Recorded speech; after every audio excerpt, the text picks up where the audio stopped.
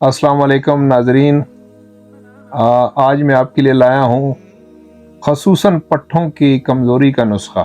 جن لوگوں کے پٹھے کمزور ہوں، کچھ مائیں بہنیں سلائی مشین، گھر میں کام کرنا یا کپڑے دھونا، اکثر وہ ہمیں آ کے کہتے ہیں کہ ہمارے پٹھوں میں درد ہوتا ہے اور کمر میں درد رہتا ہے، تو اس کے لیے بڑا آسان اور آزمودہ نسخہ ہے یہ میرے مطلب کا، جو میں آپ لوگوں کو بتا رہا ہوں تاکہ آپ خود بنا سکیں اور استعمال کر سکیں، اور بڑا شارٹ کٹ اس کو ٹوٹکا سمجھیں اور استعمال کریں، اللہ آپ کو شفا دے گا۔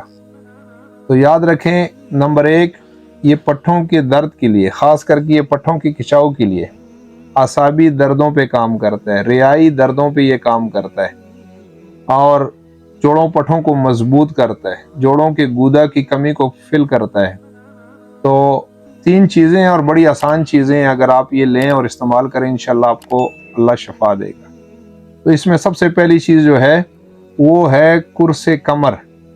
اس کے 3 نام میں آپ کو بتا رہا ہوں، کوئی بھی اپنے ذہن میں رکھ لیں۔ قرص کمر، املی کلاں یا مغز تمر، ہندی اس کو کہتے ہیں حکمت میں، ان میں یہ ایک ہی چیز کے 3 نام ہیں۔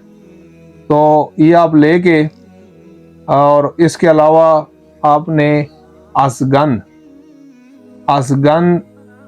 ایک جڑی بوٹی ہے جو انڈیا سے آتا ہے، اور اس کو آپ نے اس میں ملا لینا ہے، اور گوند ببول یا گوند ککر، چارے گوند بھی اس کو کہتے ہیں، گوند ککر یا گوند ببول، یہ 3 چیزیں اب ہم وزن لیں، اس کو کوٹیں، پاؤڈر کریں، چھان کے آپ اس کو آدھی چمچ صبح آدھی شام دودھ کے ساتھ استعمال کریں، انشاءاللہ اس سے آپ کے پٹھوں کے درد، اعصابی درد، رہائی درد کہتے ہیں ہوا کی دردیں، کبھی آپ کو یہاں پہ درد ہوگا، کبھی کمر میں ہوگا، کبھی فرنٹ پہ آ جائے گا، تو یہ اس دردوں کو بھی ختم کرنے میں معاون ہے۔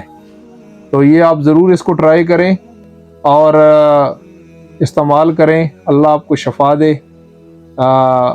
صرف یہ ہے اس میں کھٹی چیزیں اور بادی چیزوں کا ذرا پرہیز رکھیں اپنی بیماری میں۔ جن لوگوں کے پٹھوں میں ویکنس ہو، اعصابی درد ہوں، رہائی درد ہوں، وہ لوگ اچار یعنی کھٹی چیزیں اور بادی چیزوں میں آلو، گوبھی، چاول یہ کم کر لیں۔ آدھی چمچ، دوبارہ رپیٹ کر رہا ہوں، صبح و شام دودھ یا پانی سے لیں، انشاءاللہ اس سے پٹھوں کا درد ختم۔ اللہ آپ کو شفا دے۔ والسلام۔